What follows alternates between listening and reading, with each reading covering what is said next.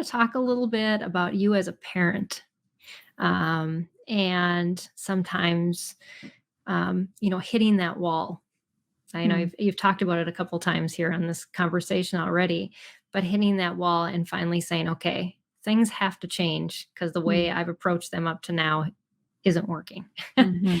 So what's been that process for you? Yeah, that's happened so many times along the journey. So not just once, but definitely the first time I can think of that was when my oldest was entering into first grade, and I had bought all the curriculum for first grade, and I was going to go through everything. I had the chalkboard Uh-huh. up, I had their seats where they were supposed to be. I mean, everything was just like to a T. This is what we're doing, Uh-huh.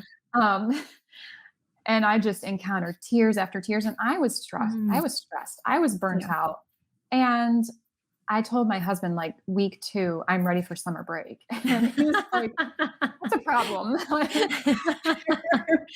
And I was feeling the burnout, and, I Mm, just felt like the spirit was saying, "Here, you're not gonna have to do this for much longer." And I was like, "What? What does that mean?" Like, "I'm mm. not gonna have to do this for much longer." And I just kept trudging through, and it was still really, really difficult, and I just hear that voice again, "Here, you're not gonna have to do this for much longer." Mm, And then it hit me one night what he meant by that. I went to a Bible study, and I don't know what it was in the Bible study, but all of these thoughts kept coming to my head that I had originally had when I first wanted to homeschool. And it was like, what if instead of taking your kids out of life to learn about life, you go into life to learn about life?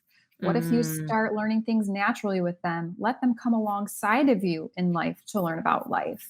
And all these ideas continued to flood my head, and I got excited. I'm like, this is totally different than what I've been doing. We're not scratching the textbooks altogether, but we're going to take what we're learning. Right. We're going to go out in the world and find ways to implement it. So Mhm. one of those examples, we were studying in Bible class Noah and the Ark. Mm. So that weekend we went to Kentucky and we went and saw the Oh, replica of Noah and the Ark, or the Ark. yeah. No, it Yeah, wasn't really, uh-huh. but it's the Yep. Ark. And I was just blown away by it. And my kids were too. And you Hmm. could just see the Bible stories coming to life in their heads. Yeah.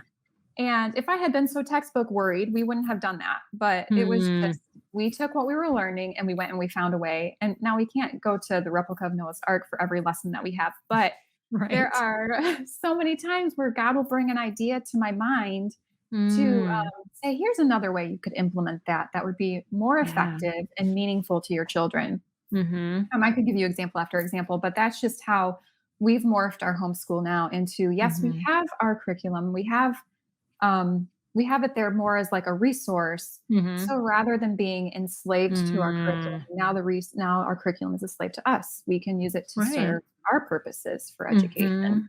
Right. And really just listening and being open to those Mhm. opportunities. Yeah, that's good. I love that because it really does show how much freedom that we have in homeschooling that Mhm. oftentimes we don't embrace because we're so worried that our child is behind. We've got to catch Mhm. them up. Mhm. Can you talk a little bit about that behind mentality?